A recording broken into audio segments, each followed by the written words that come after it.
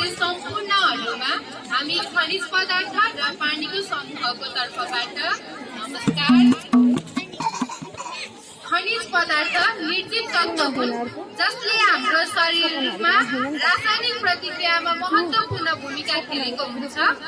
हाम्रो शरीरमा 50 भन्दा बढी रासायनिक तत्त्वहरू पाइन्छन् जसले हाम्रो शरीरमा महत्त्वपूर्ण कार्य सञ्चालन गर्नको लागि, वृद्धि विकास गर्नको लागि र पुनर्निर्माण गर्नको लागि पनि सहयोग गरिरहेको हुन्छ।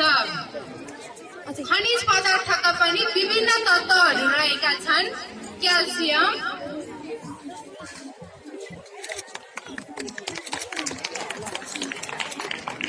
पोटासियम,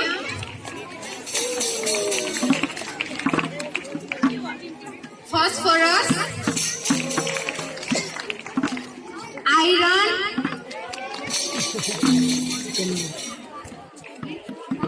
आयोडिन,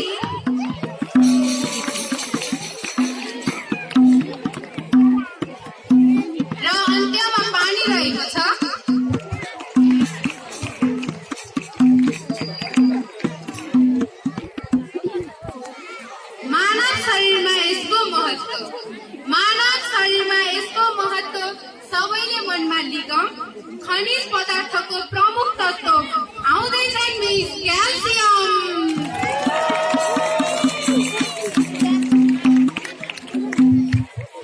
सुन, हामी जहिले पनि मिलेर बस्नुपर्छ है।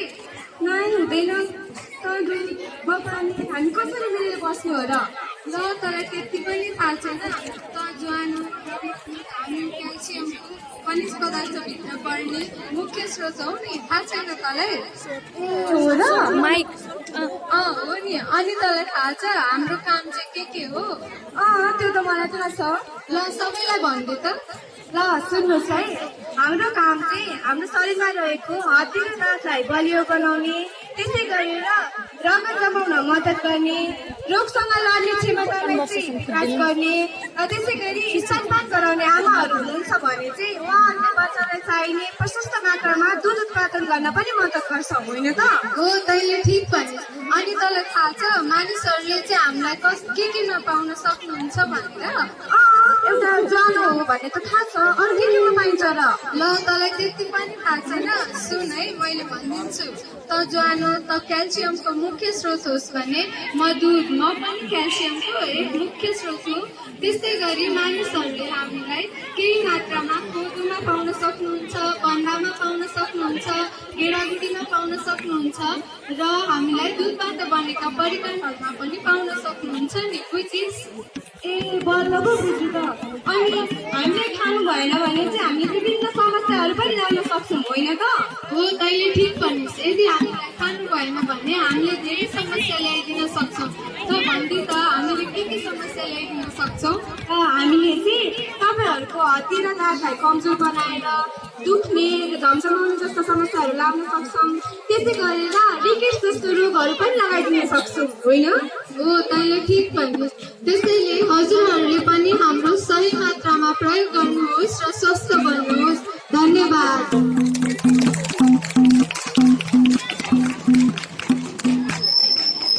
खनिज पदार्थ सेवन गर्ने बनाऊ दैनिक नियम।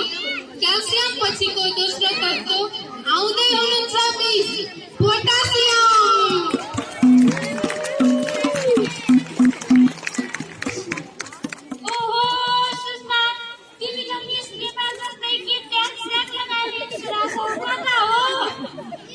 ट्याग लगाएर तल पोषण प्रदर्शनी कार्यक्रम हुँदैछ, त्यहीजना लागेको नि दिदी। अनि हजुर चाहिँ कहाँ जान लाग्नुभयो?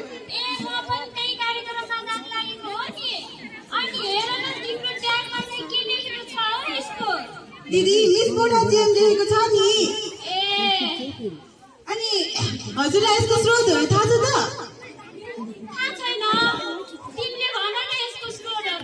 यसको मुख्य स्रोत भनेको केरा हो दिदी, जुन हजुरले टाउकोमा लगाउनु भएको छ।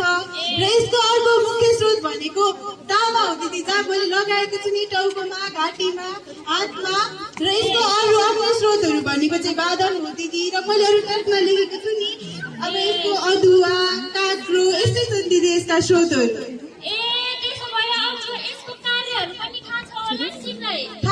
दिदी, यसको मुख्य कार्य भनेको चाहिँ हाम्रो मुटुको सामान्य कार्यलाई महत्त्वपूर्ण भूमिका खेलेको हुन्छ र साथसाथै यसले चाहिँ हाम्रो मांसपेशी र हाडको पनि सामान्य कार्यको लागि महत्त्वपूर्ण भूमिका खेलेको हुन्छ र यसले चाहिँ हाम्रो शरीरमा रहेको शक्ति दिने खानेकुराहरूलाई चाहिँ भविष्यको प्रयोगको लागि चाहिँ जम्मा गरेर राख्छ नि दिदी। थाहा छ नि दिदी, अनि मलाई त्यसको कमी भयो भने के हुन्छ भनेर पनि राम्रोसँग थाहा छ। हुन्छ दिदी।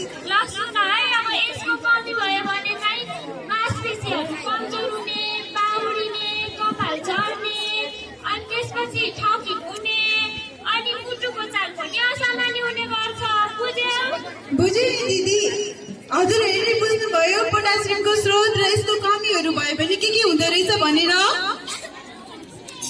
बुझ्नुभयो? त्यसैले दैनिक जीवनमा पोटासियमको स्रोतहरू खाऊ र स्वास्थ्य बनाऊ। धन्यवाद।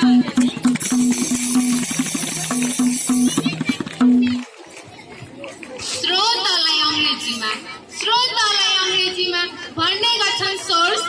दमदार पाराले आउँदैछिन् मिस फस्फरस। नमस्कार सबैजनालाई। चिन्नुभयो म को हो? म मिस फस्फरस। मेरो काम के छ थाहा छ तपाईहरुलाई? हो, मैले चाहिँ हजुरहरुको शरीरमा चाहिँ कार्बोहाइड्रेटलाई चाहिँ सन्तुलित गरेर राख्ने अनि हजुरहरुको शरीरमा रगतहरू बढाउने काम गर्छु अनि हजुरहरुको हड्डी र दाँतहरूलाई बलियो बनाएर राख्छु नि। बुझ्नुभयो? अनि हजुरहरूले मलाई केमा पाउनुहुन्छ? हजुरहरूले मलाई मासु, अण्डा, माछा पनि पाउनुहुन्छ नि। केमा पाउने रे? हो, अनि हजुरहरूले मेरो प्रयोग गर्नु भएन भने के हुन्छ नि? थाहा छ कि छैन? हो, हजुरहरूले मेरो प्रयोग गर्नु भएन भने मैले हजुरहरूको शरीरमा चाहिँ रगत जम्न ढिलो गराउने अनि हजुरहरूको हड्डी दुख्ने जस्ता समस्या ल्याइदिन्छु नि। बुझ्नुभयो? त्यसैले मलाई सधैँ प्रयोग गर्ने गर्नु होला है। हुन्छ। अरूको भन्दा फरक छ देख्दा मेरो पहिरन। अब भने आउँदैछु म मिस आइरन। यहाँहरूलाई फेरि पनि मेरो तर्फबाट नमस्कार। म हो मिस आइरन। मैले तपाईहरूको शरीरमा राता रक्त कणहरू उत्पादन गर्ने काम गर्छु जसले रगतमा अक्सिजन बोक्ने कार्य गर्दछ र यसका साथसाथै मैले तपाईहरूको शरीरको तापक्रम नियन्त्रण गर्ने, मानसिक वृद्धि विकास गर्ने र स्नायु कार्य गर्नको लागि पनि महत्त्वपूर्ण भूमिका खेलेको हुन्छु र यसका साथसाथै मैले प्रतिरोधात्मक क्षमता बढाएर शरीरलाई सुरक्षा प्रदान पनि गर्दछु। मलाई तपाईहरूले के स्रोतबाट पाउन सक्नुहुन्छ? केही थाहा पाउनुभयो?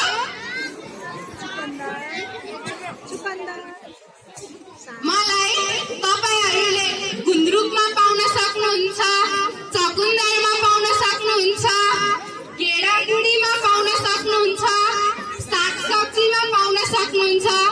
सागसब्जीमा पनि प्रमुख सिस्नोमा, कर्कलोमा पाउन सक्नुहुन्छ, कोदोमा पनि पाउन सक्नुहुन्छ र यसका साथसाथै किटको भाँडामा केही खानेकुरा पकाएर खानुभयो भने पनि मलाई यसबाट पर्याप्त मात्रामा पाउन सक्नुहुन्छ। बुझ्नुभयो? तपाईहरूले यी स्रोतहरू प्रयोग गरेर मलाई प्राप्त गर्नुभयो भने म तपाईहरूसँग खुसी हुन्छु, रिसाउँदिनँ। फेरि यी स्रोतहरू सेवन गर्नु भएन अथवा मलाई प्राप्त गर्नु भएन भने मैले तपाईहरूको शरीरमा रक्त अल्पजन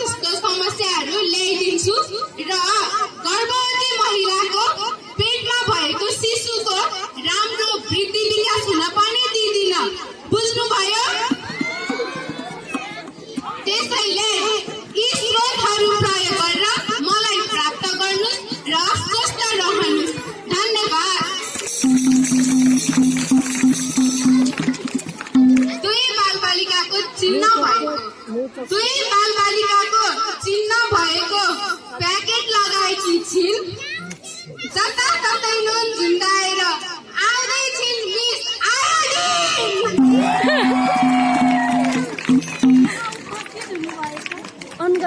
यहाँ उपस्थित हुनुभएको सबैजनालाई मेरो नमस्कार। हजुरहरू सबैजनाले मलाई त चिनिसक्नु भयो होला, म को होला? हजुरहरू सबैलाई धन्यवाद। म हुँ तपाईहरुकै नुनिलो प्रकारको साथी मिस आयोडिन। हजुरहरूले मलाई चिन्नु भएन अब त? हो, मलाई हजुरहरूले जमिनमा पाइने खानेकुराहरू अनि सामुद्रिक सतहमा पाइने खानेकुराहरूमा पाउन सक्नुहुन्छ। मलाई चाहिँ हजुरहरूले सही मात्रामा प्रयोग गर्नको लागि दुईवटा बालबालिका भएको प्याकेटमा पनि मलाई पाउन सक्नुहुन्छ र प्याकेटमा चाहिँ विभिन्न नाम गरेको पनि हुन सक्छ। जस्तै म आफै स्वयं रहेको छु मिस आयोनुन, अनि अरू पनि हुन्छ यसको मिस भानु नुन अनि शक्ति नुन, तेज नुन पनि रहेको हुन्छ। हजुरहरूले मलाई चाहिँ सही मात्रामा प्रयोग गर्नको लागि एउटा खाली भाँडामा मेरो मलाई फुटाएर चाहिँ त्यो भित्र राखेर हावा नपस्ने तरिकाले चाहिँ मलाई बन्द गरेर राख्न सक्नुहुन्छ। यदि हजुरहरूले मलाई त्यसरी राख्नु भएन भने म चाहिँ उडेर जान सक्छु। त्यसैले मलाई चाहिँ बन्द भाँडाभित्रमा राख्नुपर्छ। त्यति मात्र होइन, मलाई हजुरहरूले सही मात्रामा प्रयोग गर्नुभयो भने म चाहिँ हजुरहरूको शरीरमा चाहिँ लुतो खटिरा आउने समस्याहरूबाट पनि बचाउँछु। त्यति मात्र होइन, हजुरहरूको मानसिक र शारीरिक क्षमतामा पनि वृद्धि विकास ल्याउँछु। अनि हजुरहरूलाई थाहा छ, मेरो चाहिँ सही मात्रामा प्रयोग गर्नु भएन भने म हजुरहरूलाई चाहिँ गलगान जस्ता रोगहरू निम्त्याउँछु अनि हजुरहरूको शरीरमा घाउहरू पनि ल्याउन सक्छु। त्यति मात्र होइन, मलाई हजुरहरूले चर्को मात्रामा प्रयोग गर्नुभयो भने उच्च रक्तचाप पनि ल्याइदिन्छु। त्यति मात्र होइन, मलाई हजुरहरूले कम मात्रामा प्रयोग गर्नुभयो भने हजुरहरूको रक्तचापलाई कम पनि बनाइदिन सक्छु। त्यसैले हजुरहरूले मलाई राम्रोसँग प्रयोग गर्नुहुन्छ होला भन्ने आशा राखेकी छु। धन्यवाद।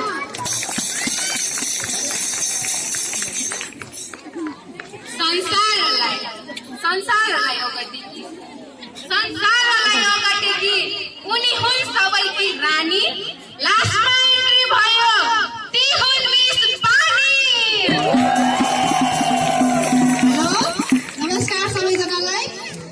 सबैको भयो इन्ट्री फर्स्टमा, तर तपाईँहरूको प्यास नचाउने रानीको भयो इन्ट्री लास्टमा। म हो मिस पानी। मलाई इङ्ग्लिसमा भन्छन् वाटर। त्यसैले तपाईँहरू दिनमा पिउनु होला 2 देखि 5 लिटर।